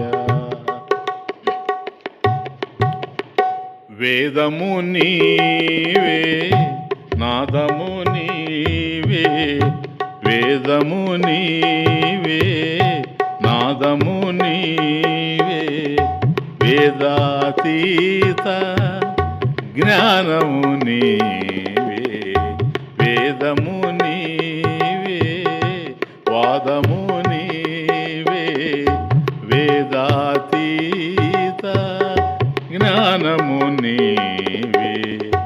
పుణ్యము పండగ నీదరి చేరితి, పుణ్యము పండగ నీదరి చేరితి, కరుణించగా నీవు ధన్యుడనైతి. పుణ్యము పండగ నీదరి చేరితి, కరుణించగా నీవు ధన్యుడనైతి.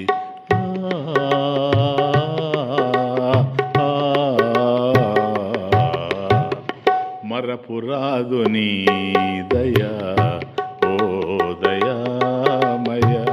కలనైనా నిజమైన కలవరమైన, మరపురాదు నీ దయా ఓ దయామయ. దివ్య మాల్యాంబరధరం దివ్య గంధానులేపన, సర్వాశ్చర్యమయం దేవం అనంతం విశ్వతోముఖం. ఇదంతా ఆయన ప్రతాపం, ఇదంతా ఆయన ప్రతాపం. కానీ అక్కడ ఒక పదం ఉంది 3వ లైన్లో, సర్వాశ్చర్యమయం దేవం.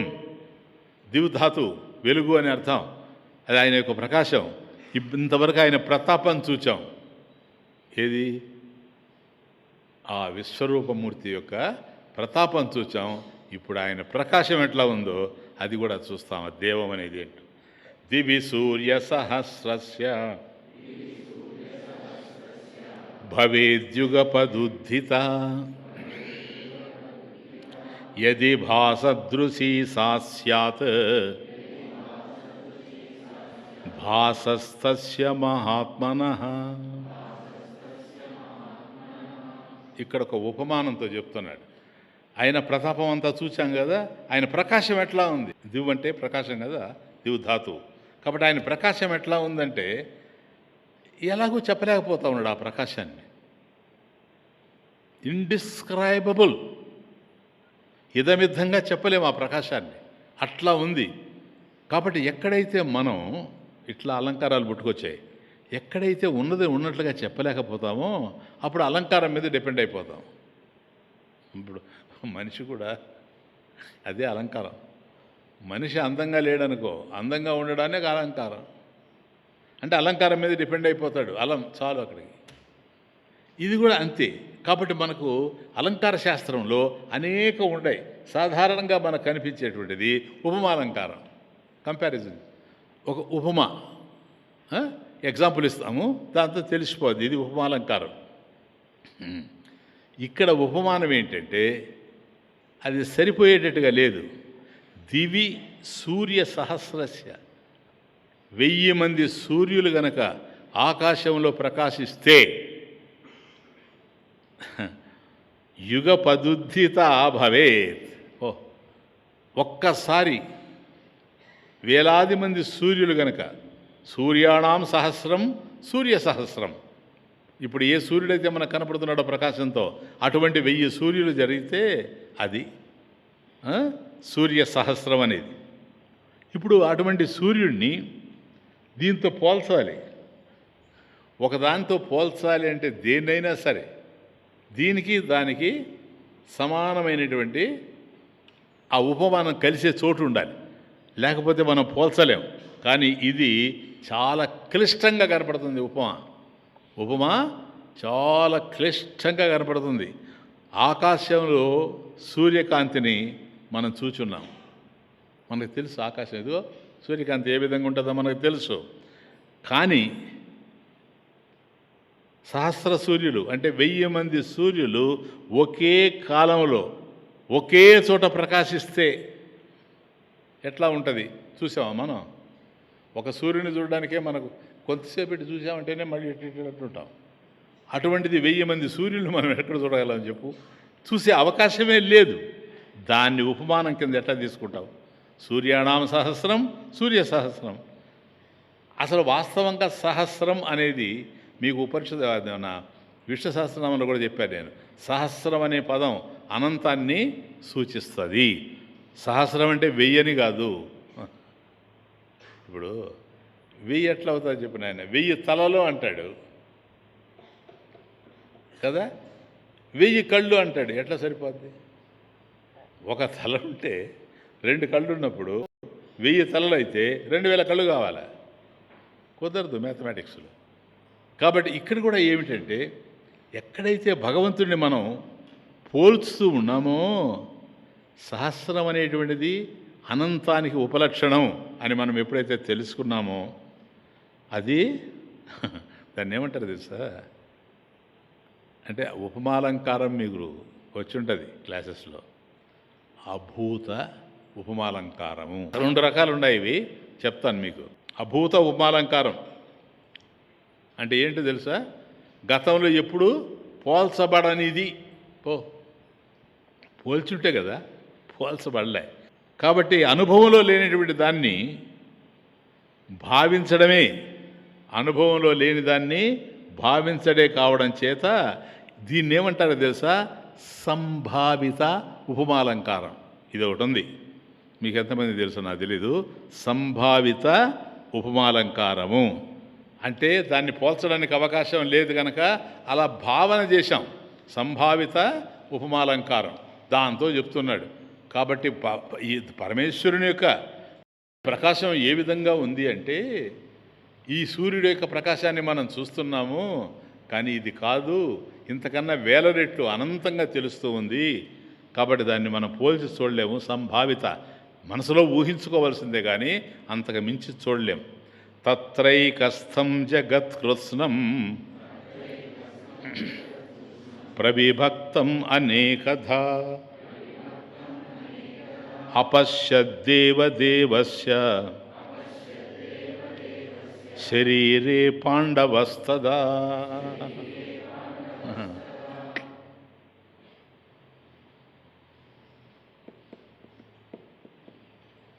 తదా అప్పుడేం జరిగిందో తెలుసా? తదా పాండవ అర్జునుడు పాండవ అంటే ఇక్కడ అర్జునుడు. ఈయన అనేకధ అంటే మూడోది, అనేకధ అంటే అనేక విధాలుగా, ప్రవిభక్తం విభజించబడి, అనేక విధాలుగా విభజించబడి, అపశ్యత్ దేవదేవస్య తత్ర ఏకస్థం జగత్కృత్స్నం అనే ప్లీజ్ ప్రవిభక్తం జగత్ కృత్స్నం, ప్రపంచాన్నంతా జగత్కృత్స్నం, సమస్త ప్రపంచాన్ని కూడాను ఏకస్థం ఒకచోటే, తత్ర తత్ర అంటే ఎక్కడంటే ఒకచోటే, అపశ్యత్ చూడడం జరిగింది. ఎక్కడది? పాండవ శరీరే. అప్పుడు అర్జునుడు దేవదేవుని శరీరంలో, అది దేవదేవస్య శ్రీకృష్ణ పరమాత్మ యొక్క శరీరంలో, అంటే ఆ అవతార స్వరూపం ఏదైతే మనకు కనిపిస్తూ ఉందో ఆ మూర్తి స్వరూపంలో, విశ్వరూప మూర్తి స్వరూపంలో సమస్త ప్రపంచాన్ని చూసేశాడు అన్నాడు. కృష్ణుడు అక్కడ ఉంటే ఆయనలో సమస్త ప్రపంచాన్ని వీక్షించాడు చక్కగా. అంటే ఈ ప్రపంచం అంతా కూడాను ఒకే చోట, ఏకస్థం ఒకే చోట, అనేకథ అనేక విధాలుగా వేరువేరుగా కనిపించింది అని అర్థం. ఒకే చోట అంటే భగవంతుల్లో దేవదేవస్య అనేకథ, ఆ పరమేశ్వరులో ఒకే చోట కనపడింది. కాబట్టి విశ్వమూర్తి, విశ్వరూపమూర్తి ఎవరైతే ఉన్నారో ఆయన యొక్క దివ్య దేహంలో కృత్స్నం జగత్, సమస్త జగత్తుని వీక్షించాడు అర్జునుడు. బాగా అర్థం చేసుకోండి. పరమేశ్వరునిలో సమస్త జగత్తును వీక్షించడం జరిగింది. ఈ ప్రపంచం ఒకే చోట అనేక విధాలుగా, ఏది విశ్వరూపం ఒకే చోట అనేక విధాలుగా వేరువేరుగా కనిపించింది. ఇదంతా విచిత్రం నాయన. ఒక చోట చూస్తే ఒకటి కనపడితే రెండవది కనపడదని అర్థం, అంతేనా? కానీ ఇక్కడ డిఫరెంట్గా కనపడుతోంది.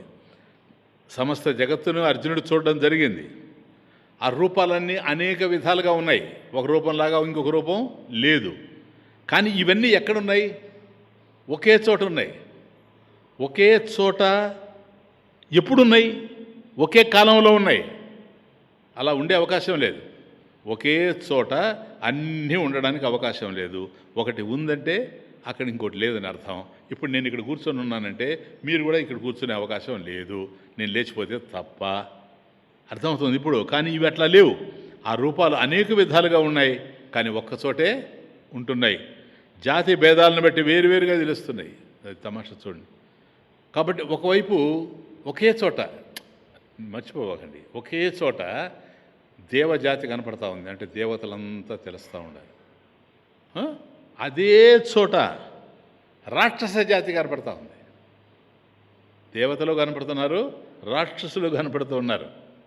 అక్కడే ఆ చోటే గంధర్వ జాతి కనపడతా ఉంది. దేవతలు కనపడుతున్నారు, రాక్షసులు కనపడుతున్నారు, గంధర్వులు కనపడుతున్నారు, కిన్నరులు కనపడుతున్నారు, కింపురుషులు కనపడుతున్నారు, మానవ జాతి కనపడుతూ ఉంది, జంతువులు కనపడుతూ ఉన్నాయి, క్రిమి కీటకాదులు కూడా కనపడుతూ ఉన్నాయి. దట్ ఈజ్ విశ్వరూపం, కాస్మిక్ ఫామ్. ఇదంతా చూసి చెప్తూ ఉన్నాడు సంజయుడు. ధృతరాష్ట్రుడు ఎట్లా కళ్ళు మూసుకున్నాడో అర్థం కాదు, మనం కళ్ళు తెరుచుకొని ఉన్నా కూడా అర్థం కాదు. కాబట్టి సంజయుడు చెప్తేనే అర్థం అవుద్ది. కాబట్టి వేరుగా అనేక విధాలుగా తెలుస్తున్నాయి. అన్నీ ఒకే చోట ఎట్లుంటాయి నాయన? ఇదేం అర్థం కాదు. కాబట్టి ఒకే చోట ఒకే కాలంలో ఉండడానికి అవకాశం లేదు కనుక వేరే చోటేమో ఇది, ఆ చోటు అంటే ఏంటి, వేరే కాలమేమో ఆ కాలం అంటే ఏమిటి, ఇది అసలు వాస్తవంగా ఉందా లేక ఇది ఒక గంధర్వ నగరమా, అది అసలు ఇది ఉందా లేదా? ఏది ఉండినా నీకు కనిపించింది ప్రపంచంలో ఉన్నదే. అవునా? ప్రపంచం ఉందని ఎవరన్నారు? మనం రాసామా? ప్రపంచముందని ఎవరన్నారు ప్రపంచముందని ఎవరన్నారు నిరూపించుటకు ఎవరున్నారు ప్రపంచముందని ఎవరన్నారు నిరూపించుటకు ఎవరున్నారు ప్రపంచముందని ఎవరన్నారు ఏది ఉన్నా దేశములోనే ఏది ఉన్నా దేశములోనే ఏది తెలిసినా కాలములోనే ఏది ఉన్నా దేశములోనే ఏది తెలిసినా కాలములోనే దేశమనిత్యము కాలము శూన్యము దేశమనిత్యము latest science space time and causation please దేశమనిత్యము కాలము శూన్యము నిత్యమై సత్యమై వెలిగేది బ్రహ్మము నిత్యమై సత్యమై వెలిగేది బ్రహ్మము ప్రపంచముందని ఎవరన్నారు నిరూపించుటకు ఎవరున్నారు ప్రపంచముందని ఎవరన్నారు గంధర్వ నగరము గగన కుసుమము గంధర్వ నగరము గగన కుసుమను గంధర్వ నగరము గగన కుసుమము లేకనే ఉన్నవాయే నేతి బీరకాయే లేకనే ఉన్నవాయే నేతి బీరకాయే నీరు పల్ల మెరుగు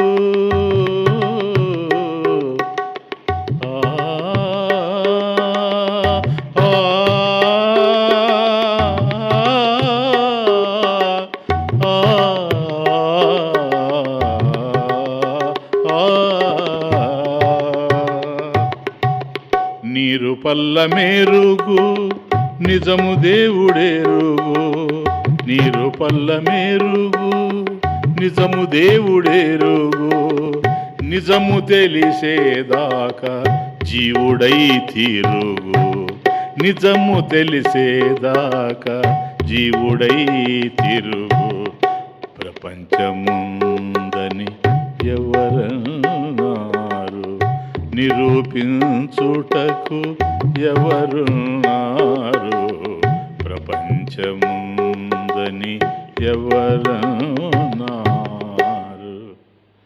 కాబట్టి దీంతో చూస్తావా దాంతో చూస్తావా ఉన్నదానినే లేని దానినే తత సవిస్మయావిష్టో హృష్టరోమా ధనంజయః ప్రణమ్య శిరసా దేవం కృతాంజలిరభాషత తతః తరువాత సహ అర్జునుడు తతః తరువాత సహ అర్జునుడు విస్మయావిష్ట ఆశ్చర్యచకితుడైపోయాడు విస్మయం ఆశ్చర్యం ఇది జరిగిన తరువాత హృష్టరోమాః గగుర్పాటు చెందాడు వెంట్రుకలు లేచి నిలబడుతూ ఉన్నాయి ప్రణమ్య శిరసా దేవం కృతాంజలి అభాషత శిరస్సు వంచి ప్రణమ్య ఆ విశ్వమూర్తికి నమస్కరిస్తూ విశ్వరూపమూర్తికి శిరస్సు వంచి ఆ దివ్య పురుషునికి నమస్కరించాడు అర్జునుడు. ఇప్పుడు ఏమంటాడో తెలుసా? చేతులు జోడించి పలికాడు కృతాంజలి. కృత అంజలి రెండు చేతులు జోడించి అభాషత పలికాడు. విస్మయాలను చూచాడు, విస్తుపోయాడు. విస్మయావిష్ట. ఒకవైపు ఏం కనపడుతున్నాయి అక్కడ? వికృతాలు కనపడుతున్నాయి భయంకరంగా. ఆ వికృతాలను చూచి భయపడిపోతూ ఉన్నాడు ఒకవైపు. ఈలోగా బీభత్సాలు కనపడుతూ ఉన్నాయి. ఆ బీభత్సాలు గుండెను పరుగులు తీస్తూ ఉన్నాయి. ఈలోగా సౌమ్య రూపాలు కనపడుతూ ఉన్నాయి. ఆ సౌమ్య రూపాలు హృదయాన్ని శాంతింపజేస్తూ ఉన్నాయి. ఒకటి కాదు, ఎన్ని రసాలు ఎక్కడి నుంచి కదులుతున్నాయో ఈ రసం, ఏ రసం వైపుకు పోతున్నాయో. రసో వైసహ, ఒకటే రసస్వరూపుడైనటువంటి పరమేశ్వరుడు. కాబట్టి ఇదంతా ఏంటి? ఆయనే. పురుష ఏవ ఇదగం సర్వం. పురుష ఏవ ఇదం సర్వం. ఈ కనిపించేదంతా కూడా పరమేశ్వరుని యొక్క స్వరూపమే అనేది మనకు తెలుస్తూ ఉంది. ఇప్పుడు ఇంతకీ ఏంటి, ఉందా లేదా ఇది? ఏమో. ఇన్నిగా ఉందే ఏమో. అన్నీ ఒక్కచోటే ఉన్నవా? ఏమో. ఒక పెద్ద బండను తీసుకొని దానిని చెక్కితే, చక్కగా చెక్కితేసాను. క్లూ ఇస్తాను, క్లూ మీకు క్లూ నెక్స్ట్ వస్తాను మళ్ళీ. కనుక ఆ బండని చెక్కుతూ పోతూ ఉంటే ఒక దశలో పొట్ట, ఆ బండలో పొట్ట కనపడుతూ ఉంది. ఒక దశలో తల కనపడతా ఉంది, ఒక చోట కన్ను కనపడతా ఉంది. తల ఉన్న చోట కన్ను లేదు, కన్ను ఉన్న చోట పొట్ట లేదు, పొట్ట ఉన్న చోట తల లేదు, కానీ అన్నీ ఉన్నాయి. ఇవన్నీ కలిసి ఒకే బండలో ఉన్నాయి. ఒక పెద్ద బండలో ఇవే ఉన్నాయి. అదిగో కళ్ళు కనపడుతూ ఉన్నాయి ఒక చోట, కాళ్ళు కనిపిస్తున్నాయి ఒక చోట. ఇన్ని రకాలుగా కనిపించినా ఇవన్నీ కూడా ఒకే రాయి అయినట్లు. ఇన్ని రకాలుగా కనిపించినా ఒకే రాయిలో చెక్కబడ్డాయి కనుక ఇవన్నీ కూడా ఒకే రాయిలో కనపడే వివిధ రూపాలని ఏవైతే నువ్వు తెలుసుకుంటున్నావో అవన్నీ నీవే అయ్యున్నావు. పురుష ఏవా ఇదగం సర్వం. కాబట్టి ఇవన్నీ ఎట్లాగైతే ఒక్క రాయిలోనే ఉన్నాయో అట్లా పురుషుల్లోనే ఈ సమస్తం ఉన్నాయి. ఇట్లా మనం సంజయుడు చెప్తూ ఉంటే మనం అర్థం చేసుకుంటున్నాం. ఇప్పుడు బయలుదేరతాడు అర్జునుడు. అమోఘమైనటువంటివి. మీకు స్వామీజీ ఇది ఏమైనా ఆడియో క్యాసెట్స్ వాటిల్లో పూర్వం బిగినింగ్లో, ఇప్పుడు కాదు 20 సంవత్సరాల క్రితం, అది అర్జునుడు చెప్తూ ఉంటే స్వామీజీ పాడుతూ ఉంటే పెద్ద స్టూడియోలో అందరూ వాయిస్తూ ఉంటారు. ఇక్కడే హైదరాబాదులో ఎక్కడ వాళ్ళు అక్కడ ఒక్కొక్క దశలో ఇట్లనే వాళ్ళు ఇట్లా అయిపోయి స్వామీజీ పాడుతూ ఉన్నాడు. ఆయన కూడా ఏడుపు కూడా మీకు వినిపిస్తూ ఉంటుంది. Such a wonder it is. రేపు వారం ఆ అర్జునుడు దాన్ని ఏ విధంగా గానం చేస్తున్నాడో వస్తుంది కనుక అంత అద్భుతమైనటువంటిది. ఇప్పటి వరకు 14 శ్లోకాలు చూచాం. మొదట అర్జునుడు పలికినటువంటి 4 శ్లోకాలు, తర్వాత కృష్ణుడు పలికినటువంటి 4 శ్లోకాలు, అక్కడికి 8 అయినాయి. ఆ తరువాత సంజయుడు పలికినటువంటి 6 శ్లోకాలు, ఇక్కడికి 14 శ్లోకాలు అయినాయి.